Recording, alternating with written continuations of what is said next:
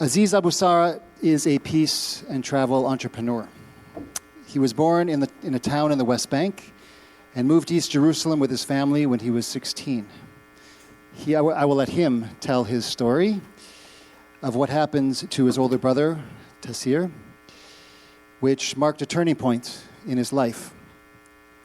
It eventually led him to peace work and eventually led him to co-found Mejdi Tours, which are dual narrative tours beginning in Israel and Palestine and now branching out to many other countries, including the U.S. And as I mentioned earlier, that is the tour company that will lead our two communities to a trip to the Civil Rights South. Today, Mejdi, as I mentioned, runs in over 20 different countries, and he continued to partner with Maoz, Inon, to co-found Interact, which they will be speaking about in just a few minutes. So it's a pleasure and honor to welcome Aziz.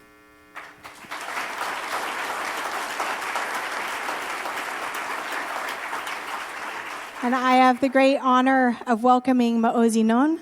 Maoz and I actually met decades ago at Fawzi Azar Inn in Nazareth, an inn and hostel that he worked and co-founded and brought to fruition a wonderful, fun 4-day hike called the Jesus Trail from Nazareth to Capernaum, which I earned my blisters on that hike. It was fantastic. Maoz is a peace entrepreneur, has been working on doing that through tourism within Israel. And we reconnected after his parents were killed on October 7th this last year and a half ago now. And during our conversation, we both connected over the fact that we were needing a little hope during that time.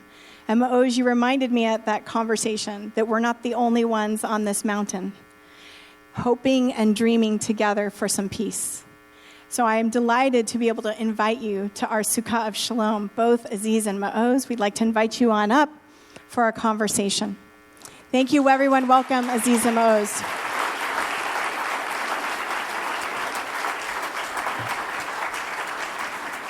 Very briefly, we want to let you know that we won't be taking live questions until later at the event. We won't be taking live questions. We'll be taking them through an app called Slido. We'll show you this again later, and if you don't know what it is, you can find somebody next to you who does.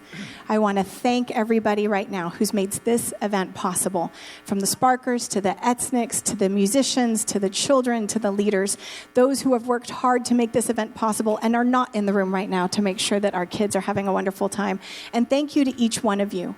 Every single one of you chose on a Sunday afternoon with some beautiful weather to come and lean in for peace and hope. And we know we need it, don't we? So please welcome Maoz Inon and Aziz Abu Sarah.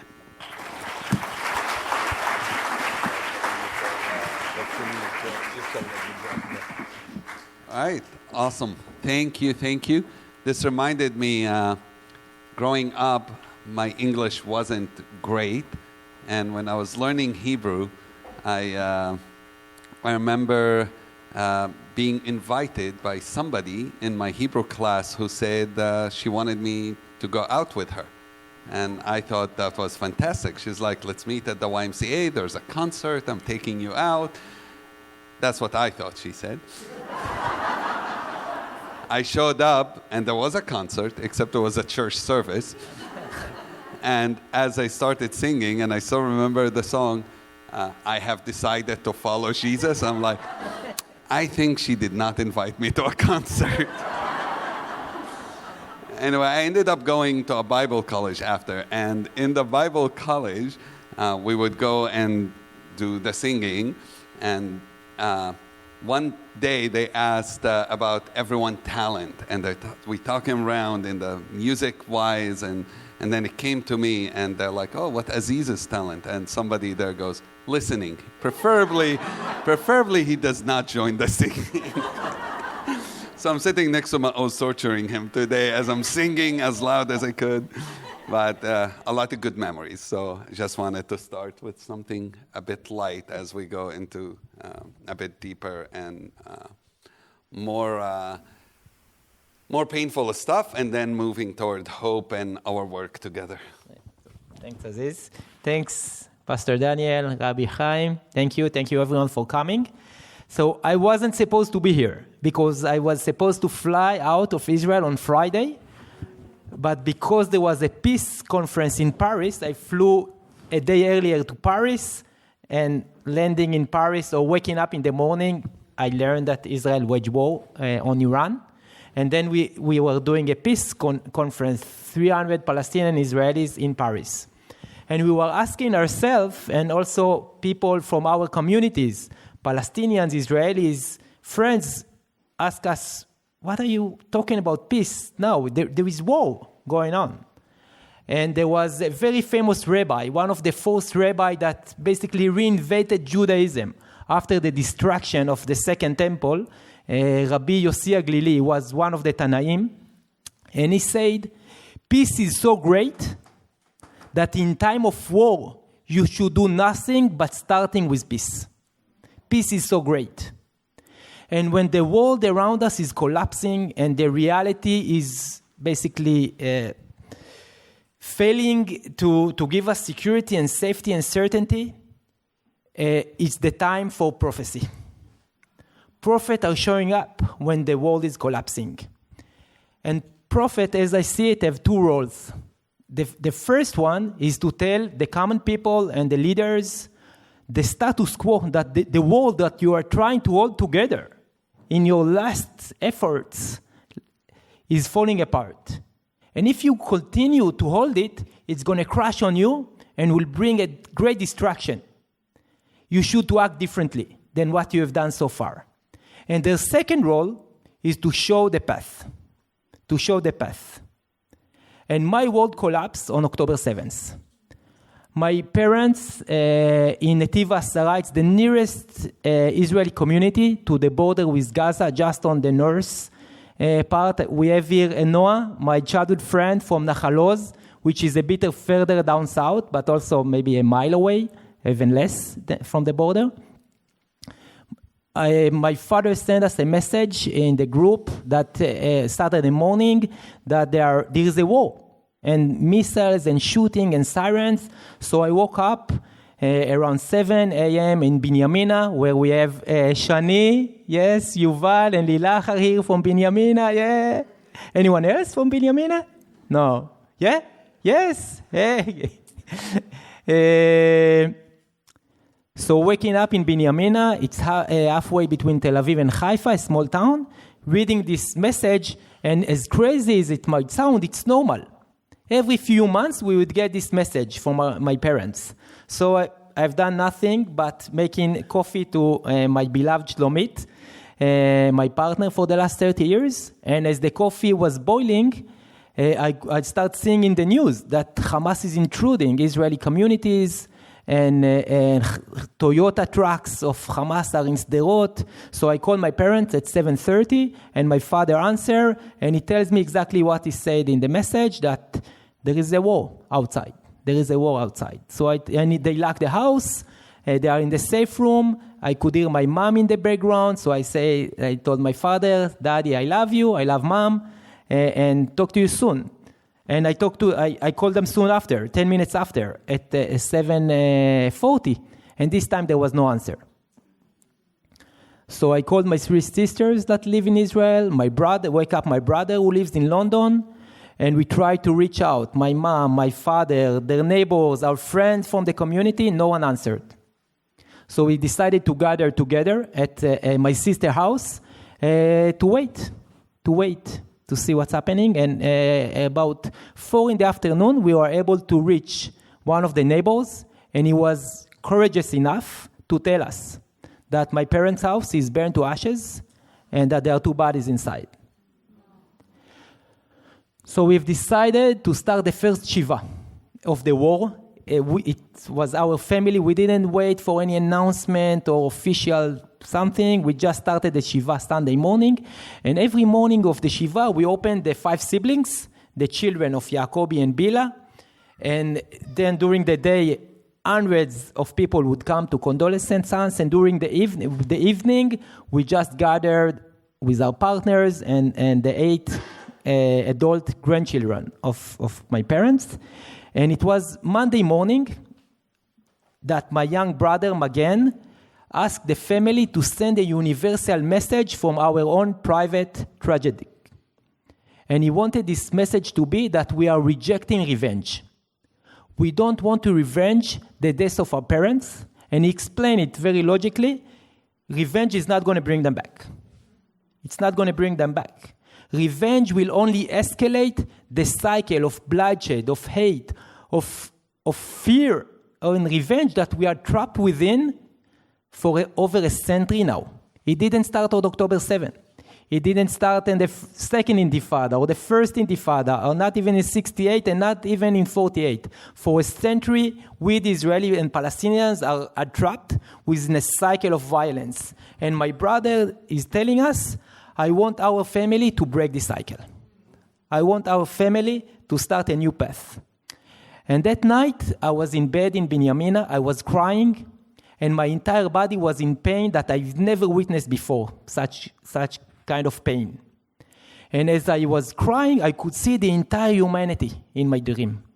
And I could see all of you. I could see everyone. And we were all crying. We cried, and our tears went down our face to our bodies. And our bodies were wounded. They were crushed. They were bleeding. They were burned. And we cried, and our tears started washing our bodies. And our tears healed us, cured us. We became whole again. And we kept crying, and then our tears started going down to the earth. But we could not see grass, we could not see flower, we couldn't see sand. The entire earth was soaked with blood. It was so horrible, so we kept crying. We cried, and our tears started washing the blood from the earth, started purifying the land. And then the land became so beautiful, shining and glowing and inviting. And then I could see a path.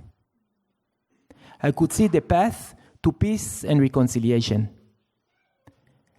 I woke up and I have decided that if I want to heal myself, to cure myself, because for 3 days and 3 nights, I was drowning in an ocean of sorrow and pain.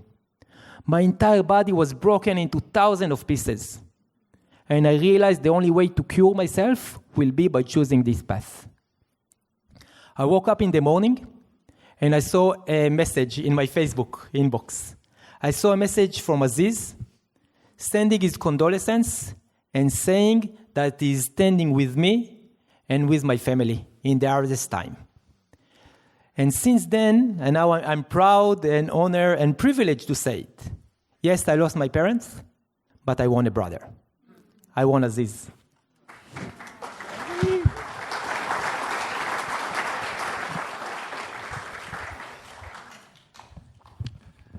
Thank you, Maoz, and again, thank you everyone for having us here. And in that morning when I sent Maoz that message, it was no question for me to do that, because being a peacemaker, peace activist, peacenik already for years before, you already learned to transcend those lines of us versus them.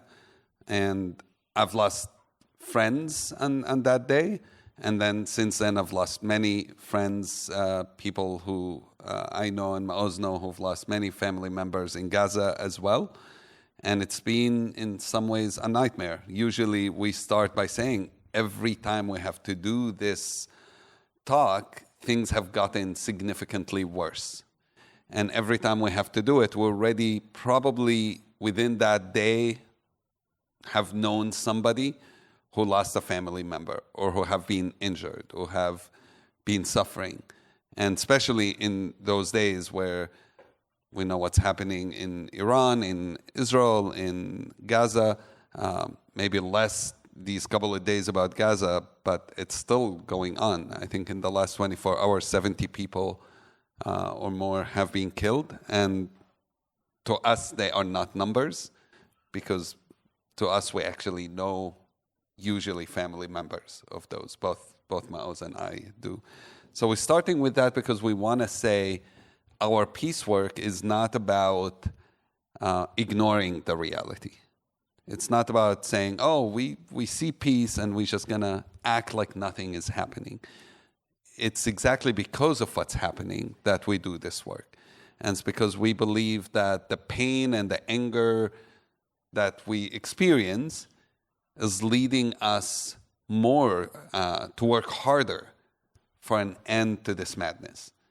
We can't accept this as a reality. And so we can sit and complain and cry about it, or we can do something about it. So what the two of us decided is that we will do things to change that reality, and we will use our pain and our anger. As a friend of mine taught me, anger and pain are like nuclear power. And nuclear power can cause two things. It can either cause destruction or it can create light. And yes, we all prefer if we don't use nuclear power at all. However, if we already have it, let's use it for light, not for weapons, not for destruction. So I wanted to start with that. My story is similar to Maoz's. I grew up in just outside Jerusalem, in Bethany. I think a little more interesting than Benjamina. I'm sorry. They both start with it. I doubt it, but so. Lazarus was raised from the dead in Bethany. You cannot beat that one. Sorry. But they both start with a B. Yeah, they start exactly. Aziz already know what I'm going to answer him. It's not fair. So I grew up in Bethany. It was a very small town when I grew up in. It's grown much, much more since then. But there's no normal childhood where I grew up. So things we talking about didn't just start in the last couple of years or year and a half. I grew up under occupation, military occupation. It meant, one of the stories I like often to tell, it meant when I went to school, unlike most of you, what did you take with you when you go to school? What were the important things you had to take with you? What is that? Lunch. I love that. That's always the first answer. It's like, yeah, we're going to school, but food comes first. All right, lunch. What else? Like backpack, books, homework, maybe. Some of you did it. Who knows? I took with me an onion. Anybody knows why an onion? Tear gas, right? This is an educated group. And at 7 or 8 years old, to think about taking an onion with you, that's not normal.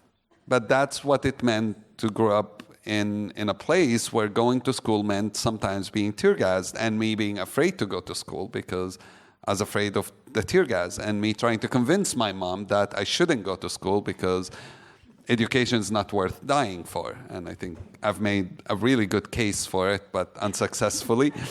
But that's what it meant growing up in Jerusalem or in the suburbs of Jerusalem. This is me back in the day when I was good looking. I'm that little one there. I think I told you this story. I saw a family friend who've known me since I was a kid, and then we moved to Jerusalem, so she hasn't seen me in like 30 years. And then she sees me, and she's like, Aziz, what happened to you? You used to be the cutest kid. I'm like, what a nice neighbor. Thank you. Used to be cutest kid. All right. Anyway. But that's my older brother, Taysir. I'm the youngest of 7. Because being the youngest 7, Taysir was the person who took care of everything pretty much in my life.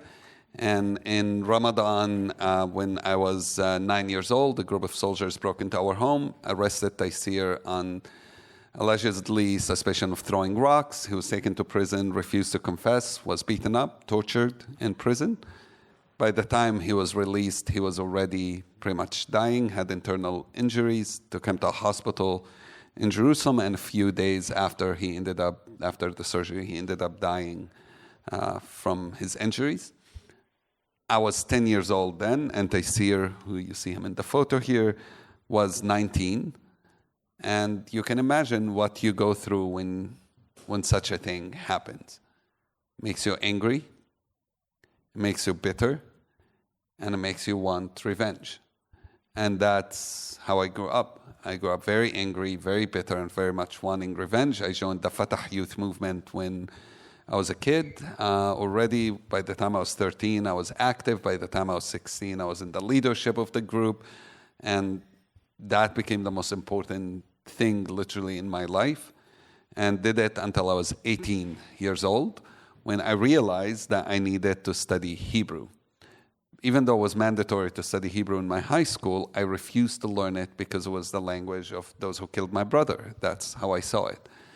I still passed all my exams, by the way, but I'm not going to tell you the secret to that. Just in case our young people, we don't want to give them bad advice. But it was going to study Hebrew that had massive impact on my life, because it was in that Hebrew class. I went to an ulpan, which is where Jewish immigrants to Israel go to study Hebrew, and we went to the same ulpan. So this is kind of amazing. I haven't met many people who've gone to the same ulpan. I was in King George Street. It was walking distance at the time. Also, wow. So it was your first time meeting a Palestinian. It was my first time meeting Israelis who were not, the other, as soldiers, as settlers, so on. And it was in King George Street, walking distance from my home. And I remember going into that class and feeling very uncomfortable. I didn't want to be there. I already had determined I'm going to learn a language, not to make friends, so I'm not going to talk to anyone, which is apparently doesn't work if you're trying to learn a language. You got to be really good at learning without speaking it. But it's through that class that I ended up meeting Israelis, meeting Jews who were talking about Palestinians like equals. And I've never experienced such a thing. I often talk about how my teacher walked to me in the first day, noticing how uncomfortable I was. And she just greeted me in few words in Arabic. And that was the first time I felt an Israeli has talked to me like a human being. And it's small acts, actually. Sometimes it's the smallest things that make people start thinking. And then for the next few months, I went through a transformation. And that's eventually what ended up leading me to doing a lot of work in peace organizations. Ben here, we were together involved with the Combatants for Peace, which I've been involved in for 20 years almost since it was founded, Parent Circle, and many other groups. And then in the last couple of years, Maoz and I with Interact, and we'll talk to you more about it. Oh. I have my own. So, like Aziz said, in the last year and a half, not just only we are speaking and starting from a lower point, and the abyss is just getting deeper and deeper. At the beginning, just after October 7th, and I was also interviewed in many media outlets, I was saying that nothing can prepare you, anyone here, or definitely myself, for such a tragic moment, to lose not only my both parents, but so many of my childhood friends, their children, their parents, neighbors, that will be killed or kidnapped to Gaza. Right? Nothing can prepare you. But then as the week passed, I realized that I was wrong. I was prepared. I was prepared for the moment. And not only me, but my sisters and brother. We were all prepared. And you can guess, right? Who prepared us? Our parents. Our parents. I was growing up in a small kibbutz, Niram, a mile away from the border in Gaza. And my father was the manager of the farm. It's like the manager of the farm is like being the son of the god. If it's Palo Alto, it's like my father will be the founder of one of the biggest high-tech company. Everyone would know you, and he's getting the newest tractors and combine harvester. He's like a kind of god. And I was his child. And every evening we would dine, not in the dining room, but in our house. And everyone will share about his day and what is experienced during the last day. And my father will always share how devastating and the current catastrophe in the fields.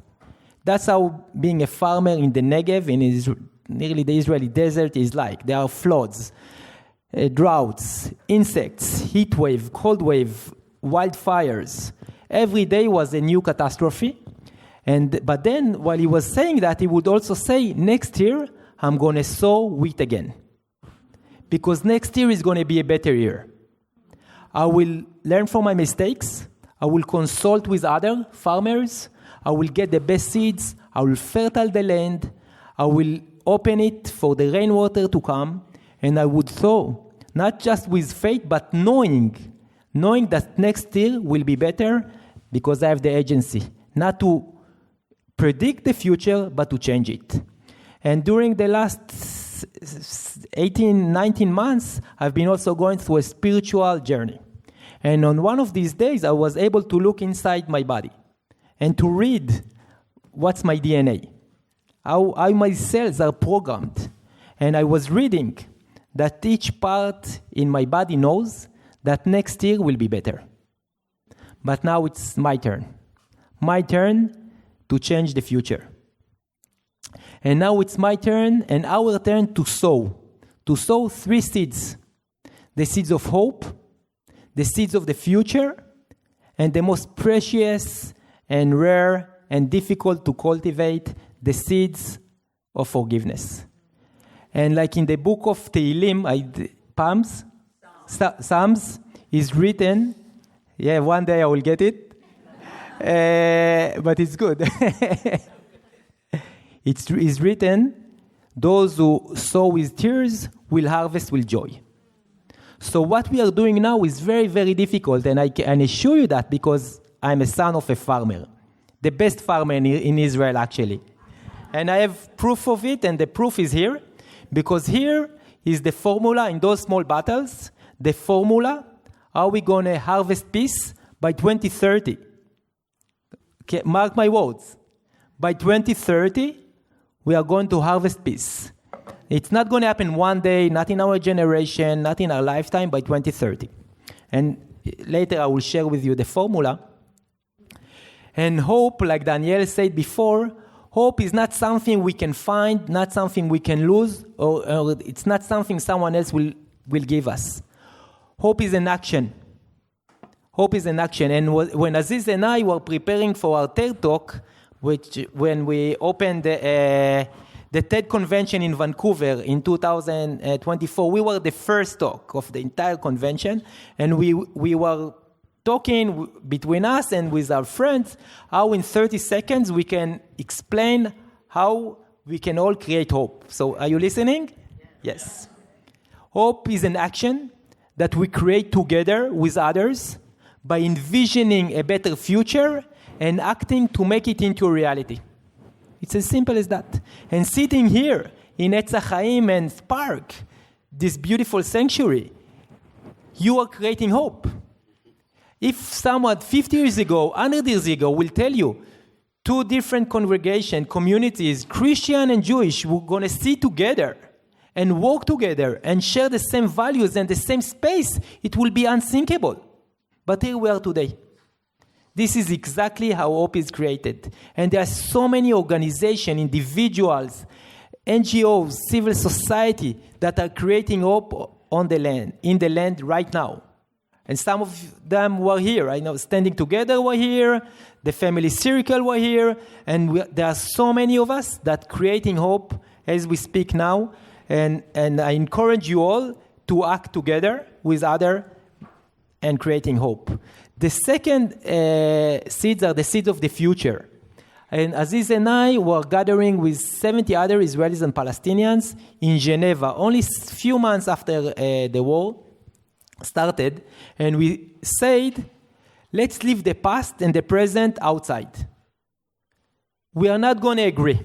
Definitely as the war is still escalating, we are not going to agree on the past, and we cannot even agree on the present. We see totally different realities, totally different narratives and stories. But let's see if we can sit and agree about the future. And those are the seeds of the future that is based on a common ground. Equality and dignity, shared acknowledgement and recognition, reconciliation and healing, security and safety. Those are the values of the future. And we are on the same side. We are all on the same side of this future. And the most difficult seeds are the seeds of forgiveness. And later on also with the question, the difficult question will be directed to Aziz, and I will take the easy one. But I learned about forgiveness from Aziz. I learned from Aziz that when you are seeking revenge, you are basically a slave to those who hurt you, those who killed your loved one. You are living the destiny they choose for you. You are not free. You are a slave. And by forgiving, you choose your own freedom. You're forgiving for yourself. It doesn't matter if the other side, those who harmed you, they listen, they care, they're going to do something. You do it only for yourself, to find peace within you. And I wanted to revenge after October 7th. I wanted to revenge, not in the Hamas, because for me, what Hamas was doing on October 7th is written in his charter. This was his promise, to kill innocent Jewish Israelis. I remember Hamas throwing out from the balconies in Gaza the Fatah people back in 2007. Hamas is this is anniversary. Yeah, Hamas is extremist fundamental organization that is killing and oppressing his own people. And if he can find Jewish Israelis, even better. But I was furious and wanted to revenge the Israeli government that promise our family, our communities, security and safety. They built the most invested wall humanity ever built. It was literally shading my parents' house. The highest, the deepest electronic device down deep in the ground and up in the air. And they failed. So I was seeking revenge. And I had a scenario. I envisioned how I'm going to make them pay and take my revenge. And then I had an intervention for my family and some really close friend. And they told me, Maoz, yes, you're going to succeed, but it's going to take you down too. And basically Aziz, and that's what I'm most thankful for you, he gave me the ladder, but also the conscience that I can choose differently. I can choose to reject revenge, and I can choose to work towards a better future for us all. Thank you, Aziz. Thank you. Wow.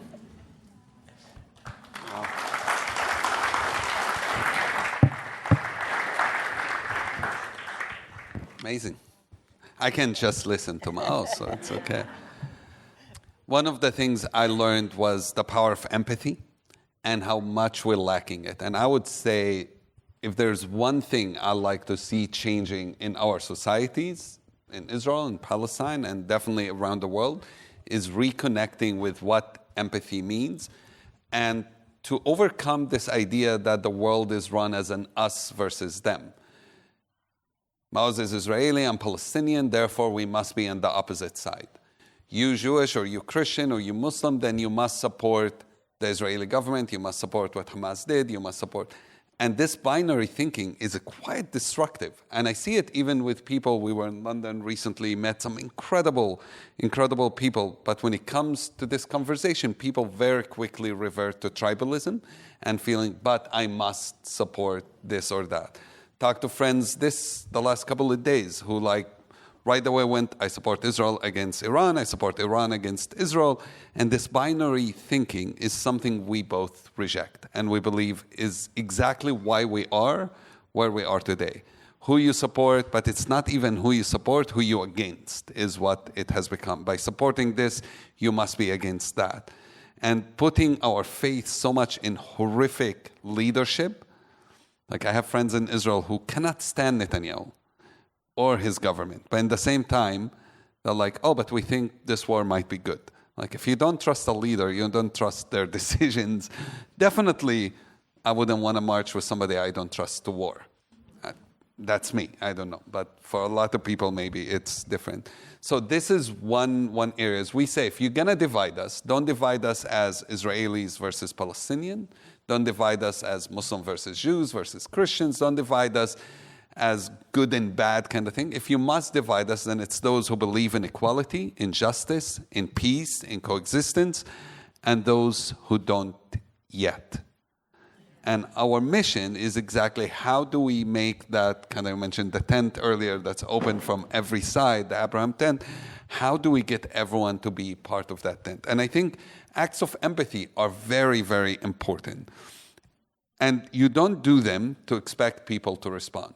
So Maoz told you I sent him a message right after his parents were killed. I didn't expect a response. I think when you do an act of kindness and an act of empathy, if you do it for a response, you're going to be disappointed a lot of times. And I'm telling you this because Maoz wasn't the first person I ever sent this message to. 10 years earlier is the first time I did it.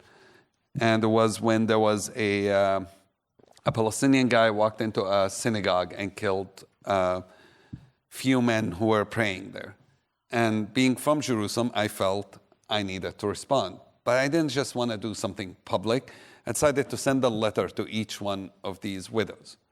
And I'm not going to read you the whole letter, but I'm going to maybe read you a small part of it.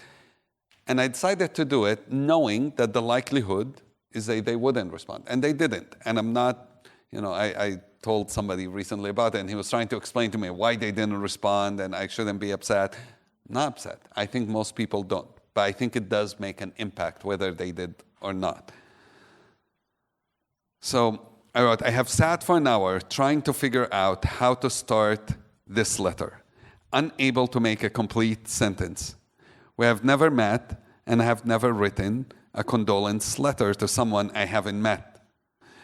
I'm sorry for your loss doesn't seem to cut it.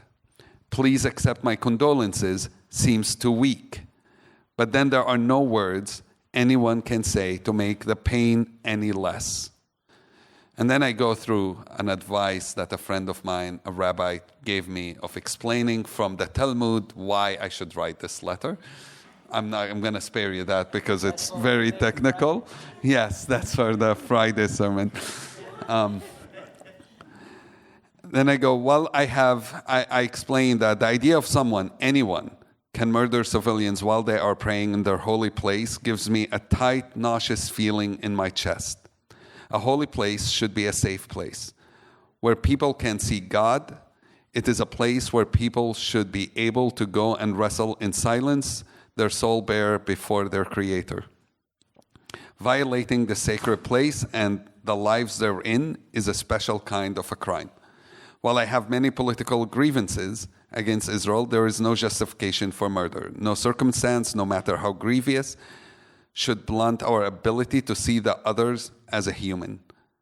I learned from the Prophet Muhammad, forgive him who he wrongs you, join him who cuts you off, do good to him who does evil to you, and speak the truth even if it be against yourself.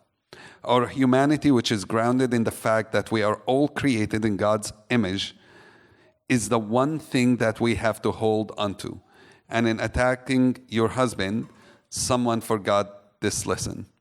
I know this very well because my brother was killed when I was 10. I know the pain and the anger. I know the feelings of loss, the emptiness, the unanswered questions. I know how it feels to receive the knock on the door or the phone call to confirm your greatest fear. This conflict claiming lives of our loved ones, I'll bypass some of that, but I want to end with, I'll keep praying that the days described by Prophet Isaiah are not far off when he said, they will beat their swords into plowshares and their spears into pruning hooks. Nations will learn to take up swords against nation, will not take up swords. I'm like, I missed something. Nor will they train for war anymore. I wrote it right. I had a few people go over it before I sent it too. It seems an impossible prayer in such circumstances, but sometimes hope and faith are the best acts of resistance. So I was already on board. We can offer. I'm so sorry I cannot offer anymore. But as the Bible says, may God comfort you among all the other mourners of Zion and Jerusalem. And I think this is exactly what we are trying to do in Interact. We are trying to show what empathy looks like, Maoz and I and our team.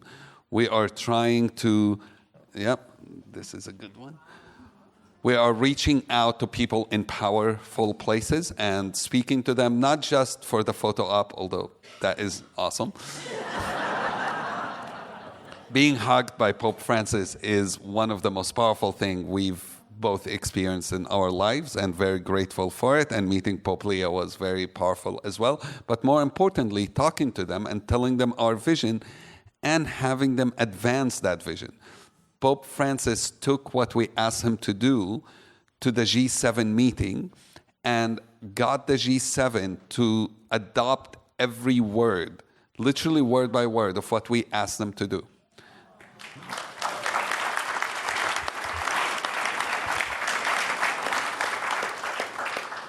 And our names don't show up in that, but it was for the peace movement. It wasn't for our organization or for the two of us. It was how can we get the G7 to advance peacemaking? And our message is very simple. Stop investing in war and start investing in peacemaking. Stop sending weapons to our region because that will never solve any problems. We know already that for the last whatever many years you want to think of. And start inviting peacemakers to your meetings. Something we keep pushing is why there are no peacemakers, not in any negotiation sessions, not in, presidents, members of Congress, even. They don't usually talk to people like us. And we are trying to change that reality, not just the two of us, but for the whole community of peacemakers. We don't want to only talk to you. We love you. But our goal is to also speak to those who are making decisions. And to get to them, we have to talk to you too, because you have that power to get us there. While we are here, we're meeting with the chief of staff of the governor. That didn't happen because they think Maoz and I are cool. It happens because, also maybe, but the best looking peace activists, we normally say. But it's happening because people here have made phone calls on our behalf and said, the governor needs to meet, or his staff need to meet peacemakers. And so we're changing the paradigm in the sense of changing who's at the table. It starts with who's sitting where decisions are being made. And we are saying it's not enough for us to just tell them. We need to be there. We need to be on the table. We need to tell them what we think works and doesn't work. We have way more experience how this works than any of these guys who end up at negotiation tables, which are normally generals and lawyers. And with all love and respect to lawyers, we think we should be there as well. So yeah. Some politicians even are peacemakers. A few, but, we've met some. We were in Congress, and we've met some and really made a couple amazing relationships. This week, actually, a senator office called me. I didn't think I even told you about this. And said, we know about the Saudi-French initiative. We want to help. How can the senator help? What can he do to be of support? Behind the scenes, public, let's talk about it. And I got this random phone call from a senator from the Foreign Affairs and Home Security Advisor of the senator to talk about how can they support it. So that's how we start making change. Now, we're doing a lot of other things, but we'll probably leave that for the Q&A. And I'll let Maoz. I will share with you how we have 2-3 minutes more, okay? How we going to make it's more than 2-3 minutes, but go for it. Aziz, you are on my side. I am. I'm giving you more time. No, there we. So what's in this battle was never achieved by humanity. In here there is a sesame oil that was harvested by a machine, by a combined harvester. Humanity never achieved it before, and with high production per hectare. So peace was achieved so many times in the past. All conflicts end in the end. And peace was achieved between the US and Germany, between US and Japan, between US and Vietnam. There was a reconciliation between Israel and Germany. There was a reconciliation between the Hutu and the Tutsi in Rwanda. That exactly today, 31 years ago, there was a genocide. More than 1 million people were murdered. And everywhere we go around the globe, we see a conflict that ended. But this was never achieved. And my father and two of his partners, one of them was Asaf Avneri, Noah, from our class. who became my father's partner and a professor from the Faculty of Agronomy in Israel. They went on a farming expedition to Ethiopia. Ethiopia is the land of the sesame. And Asaf and Tzvika are coming back to Israel and sharing with my father that in Ethiopia, they are cultivating millions of hectares of sesame. Millions of hectares that produce very little per hectare and all being harvested by hand. Thousands or hundreds of thousands of Ethiopians going to the fields at the harvest time and they harvest by hand. So Tzvika, Asaf, and my father, Yacobi, they start dreaming of a dream that humanity was never able to achieve, a sesame variety that will be harvested by a machine with high production. That's the first step in the formula to dream. The second, they decided what going to be the values, like your beautiful wall. What will be the values of this sesame variety? Resilience for climate change, high nutrition values, and that it will be cultivated in Israel. And then they move to the third step, which is to building a coalition, a partnership, because no one can fulfill a big dreams on his own.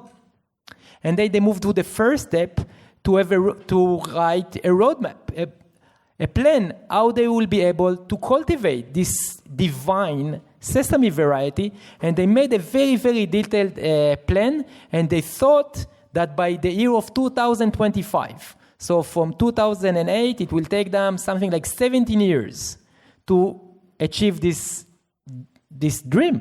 And then they move to the fifth step, which is implementing and start executing the plan. And they were ahead of time in a year and a half.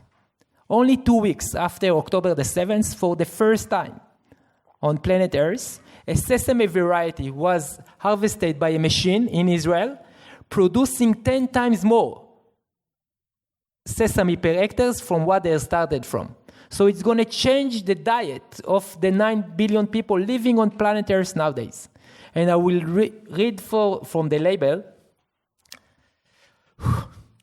The Yacobi sesame variety was cultivated at the Hebrew University Faculty of Agriculture as a premium high-quality oil variety suited for Israel farming.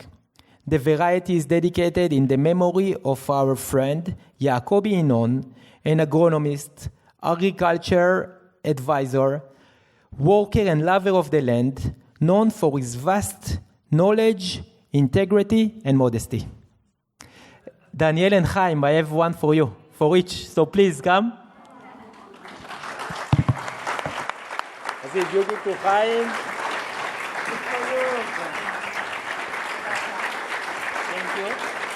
Thank you. And this is exactly how we're going to achieve peace. We have a dream.